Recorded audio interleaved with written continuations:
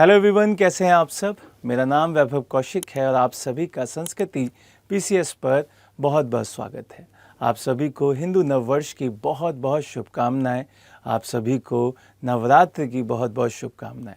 चलिए अब बिना कुछ देरी किए आज 20वां जो हमारा सीरीज़ है उसको उठाते हैं और पहला क्वेश्चन देखते हैं कि पहला क्वेश्चन क्या कह रहा है। पहला क्वेश्चन कह रहा है, निम्नलिखित में से कौन से सूचकांक नीति आयोग के द्वारा जारी किए जाते हैं। आपको वो सूचकांक बताने हैं जो कि रिलीज किए जाते हैं किसके द्वारा, आपके नीति आयोग के द्वारा। क्लियर है। तो यहाँ पे 4 सूचकांक 4 इंडेक्स दे रखे हैं। अब उन चारों में से आपको चुनना है कि कौन कौन से इंडेक्स नीति आयोग के द्वारा रिलीज किए जाते हैं। पहला है आपका भारत नवोन्मेष सूचकांक, जिसको हम इंडिया इनोवेशन इंडेक्स कहते हैं। दूसरा स्कूली शिक्षा गुणवत्ता सूचकांक। तीसरा समग्र जल प्रबंधन सूचकांक। चौथा सतत विकास लक्ष्य इंडिया सूचकांक। यहाँ पे इंडिया सूचकांक ऐड ऑन किया गया है। तो आपको चारों की बात अगर पता होती और नीति आयोग के वो सूचकांक वाली लिस्ट आपने अगर कभी देखी होती तो आप यहाँ से बहुत इजीली बता सकते थे कि ये चारों ही किसके द्वारा रिलीज किए जाते हैं, नीति आयोग के द्वारा रिलीज किए जाते हैं। तो डी ऑप्शन इसका एकदम सही आंसर था। और यहाँ पर आप देख भी सकते हैं कि जो इम्पॉर्टेंट सूचकांक हैं वो कौन कौन से हैं। एक आपका सतत विकास लक्ष्य इंडिया सूचकांक, ये बहुत इंपॉर्टेंट है जो कि नीति आयोग रिलीज करता है। दूसरा भारत नवोन्मेष सूचकांक, स्कूली शिक्षा गुणवत्ता सूचकांक, समग्र जल प्रबंधन मैनेजमेंट इंडेक्स, राज्य स्वास्थ्य सूचकांक। ये भी याद रखना है आपको कि स्टेट का जो स्वास्थ्य इंडेक्स निकालता है वो भी नीति आयोग के द्वारा ही रिलीज किया जाता है। एक होता है जिला चिकित्सालय सूचकांक, कि जो पूरे भारत के अंदर अलग अलग डिस्ट्रिक्ट्स हैं हर स्टेट्स में, तो वो भी नीति आयोग के द्वारा रिलीज किया जाता है। और आखिरी है एक राज्य ऊर्जा सूचकांक, जो एनर्जी सेक्टर की पूरी लिस्ट बनती है, उसकी इंडेक्स भी स्टेट वाइज कौन देता है, नीति आयोग देता है। तो आपका डी ऑप्शन वहां पे सही था।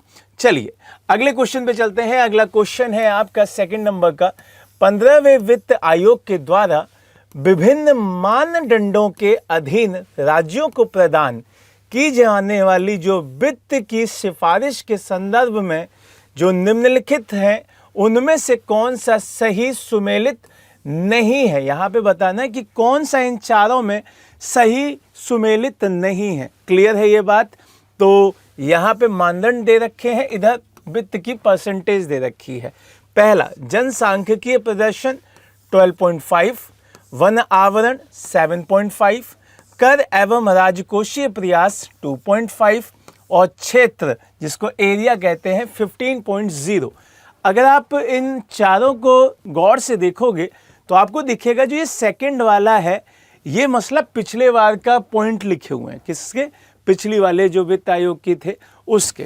तो इस पॉइंट को हटा के ये तीनों सही हैं, ये जो बी वाला है वो गलत है। तो थोड़ा सा देख भी लेते हैं उस रिपोर्ट को जो आपके 14वीं वित्त आयोग के द्वारा दिया गया था 15-20 का।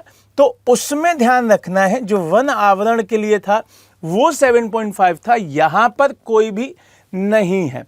क्लियर। बाकी सारे के सारे सही हैं, ये वाला नहीं है। क्यों? क्योंकि ये पिछला डाटा है, ये आपको ध्यान रखना है, ये पिछला डाटा है 2015 और 20 वाला। Got it. तो ये चीज़ आपके लिए बहुत ज़रूरी हो जाती है। और एनके सिंह जी की अध्यक्षता में 15वें वित्त आयोग की पूरी रिपोर्टें और वो सिफारिशें चीज़ें आपको ध्यान रखनी है। ठीक है, चलिए आगे चलते हैं और अगले क्वेश्चन पे देखते हैं। अगला क्वेश्चन क्या कह रहा है, भारतीय प्रतिभूति एवं विनिमय बोर्ड के संदर्भ में यहाँ पे बात करनी है और निम्नलिखित में से कौन सा कथन सही है उसको चुनना है। किसके बारे में, आपको इस संस्था का बहुत अच्छे से ध्यान रखना है। जब भी कोई क्वेश्चन लगाए कि कौन सी संस्था की बात की जा रही है उसको याद रखिएगा। और वो संस्था कौन सी है, वो संस्था है आपकी भारतीय प्रतिभूति एवं विनिमय बोर्ड। Got it.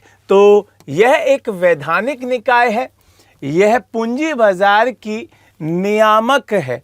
तो ये अगर दोनों आप देखोगे तो बिल्कुल सही पॉइंट है कि एक ये वैधानिक है, दूसरा ये पूंजी बाजार का क्या होता है, नियामक होता है, रेगुलेटर का काम करता है। किसका?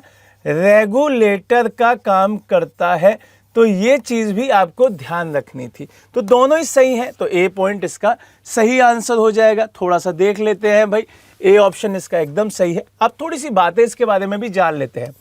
भारत सरकार के द्वारा जो सेबी है, जिसको हम हिंदी में क्या कहते हैं, भारतीय प्रतिभूति एवं विनिमय बोर्ड, सेबी जो शॉर्ट फॉर्म में हम लोग इसे याद रखते हैं। तो सेबी के बारे में बात की जा रही है कि इसकी स्थापना 12 अप्रैल 1988 में की गई थी। ठीक है, और कैसे की गई थी? एक अंतरिम प्रशासनिक निकाय के रूप में की गई थी। दूसरा, अगर हम देखें कि यह केंद्रीय वित्त मंत्रालय के तहत एक क्या है, स्वायत्त निकाय है। किसके अधीन आता है भाई? केंद्रीय वित्त मंत्रालय के अधीन आता है। तो ये भी आपको ध्यान रखना है, और ये भी बात याद रखनी है कि ये पूंजी बाजार का नियामक होता है। Got it? तो सेबी का मुख्यालय मुंबई में स्थित है, ये पॉइंट भी याद रखना है। दूसरा, इसके जो क्षेत्रीय कार्यालय हैं, एक अहमदाबाद, कलकत्ता, चेन्नई और एक दिल्ली में भी है। तो 4 ये हुए और एक इसका हेड ऑफिस हो गया। ये आपको ध्यान रखने हैं, ये बहुत इंपॉर्टेंट चीजें होती हैं। चलिए अब यहां से आगे बढ़ें। अच्छा, इसका एक चीज और देख लीजिए कि अध्यक्ष और जो पूर्णकालिक सदस्य हैं उनकी अधिकतम जो सर्विसेज हैं वो 5 वर्ष है, और अगर मैक्सिमम एज देखी जाए तो उसमें 65 वर्ष याद रखनी है आपको, कि अगर आदमी आपका 62 में बनता है तो वो सिर्फ 3 साल की ही सर्विस देगा। अगर वो 59 में बन रहा है तो वो 64 तक देगा। ये चीज आपको ध्यान रखनी है। चलिए आगे बढ़ते हैं। क्वेश्चन नंबर 4, छठी पंचवर्षीय योजना। मैंने आपको कल भी बोला था, आज फिर बोल रहा हूं, पंचवर्षीय योजनाओं से क्वेश्चन आते हैं और बार बार आपसे पूछे जाएंगे, तो प्लीज उसे अच्छे से याद कर लीजिए। 12 की 12 वो पूछे जाते हैं। छठी पंचवर्षीय योजना केंद्रित थी राष्ट्रीय आय में वृद्धि पर, प्रौद्योगिकी का आधुनिकीकरण करने पर और गरीबी निवारण एवं रोजगार वृद्धि पर। इन अगर तीनों पर हम बढ़िया से नजर डालें तो जो छठी 6th प्लानिंग कमीशन था वो इन तीनों पे ही बात करता था। तो ये तीनों कहां लिखे हुए हैं? डी ऑप्शन में लिखे हुए हैं। तो these all are points verified to 6th planning commission. Clear है? तो ये याद रखना है। और ये आया कब था भाई? 1980 से 85, क्योंकि मैं बता चुका हूं ये 5 वर्षों के लिए रखा जाता था, इसी वजह से पंचवर्षीय 5 वर्षों की जो प्लानिंग की जाती थी वो चीज आपको ध्यान रखनी है। क्लियर है? आगे बढ़ते हैं। अगला क्वेश्चन, म्यूचुअल फंड। ये आज कल इस टर्म को बहुत आसानी से आप लोग समझ जाते हैं। म्यूचुअल फंड के संदर्भ में निम्नलिखित में से कौन सा कथन सही है? आप इस शब्द से बहुत अच्छे से अवगत हैं। आपको बताना है कि जो ये स्टेटमेंट्स दे रखे हैं उनमें से कौन सा सही है। पहला, भारत में इसका प्रारंभ यूनिट ट्रस्ट ऑफ इंडिया के द्वारा किया गया। दूसरा, इसके अंतर्गत लघु निवेशकों की बचतों को लाभप्रद परियोजनाओं में निवेश किया जाता है। तो बिल्कुल सही बात है, जो म्यूचुअल फंड्स होते हैं वो इसी काम के लिए यूज होते हैं। अब आती है इसकी बात, किसको स्टार्ट कैसे किया गया था? तो इसको start unit trust of the India के द्वारा किया गया था। तो ये भी बात सही है। तो 1 और 2 दोनों सही, क्योंकि सही उत्तर का चुनाव करना था। तो 1 और 2 दोनों ही यहां पर सही है। तो ये चीज आपको ध्यान रखनी है। अब म्यूचुअल फंड एक ऐसी सामूहिक बचत योजना है जिसके अंतर्गत जो लघु निवेशक होते हैं उनकी बचतों को प्रगतिशील तथा लाभप्रद, जो फायदेमंद होती हैं, उन परियोजनाओं में निवेश किया जाता है। बाकी वो सारी बातें आपको ध्यान रखनी है। अब एक चीज और याद रखनी है कि वो स्टार्ट कब हुआ? 1964 में ये स्टार्ट हुआ था। अगले क्वेश्चन पे चलते हैं। अब एक तरफ इंडस्ट्रीज दे रखी हैं और दूसरी तरफ उनसे रिलेटेड फैक्ट्स दे रखे हैं।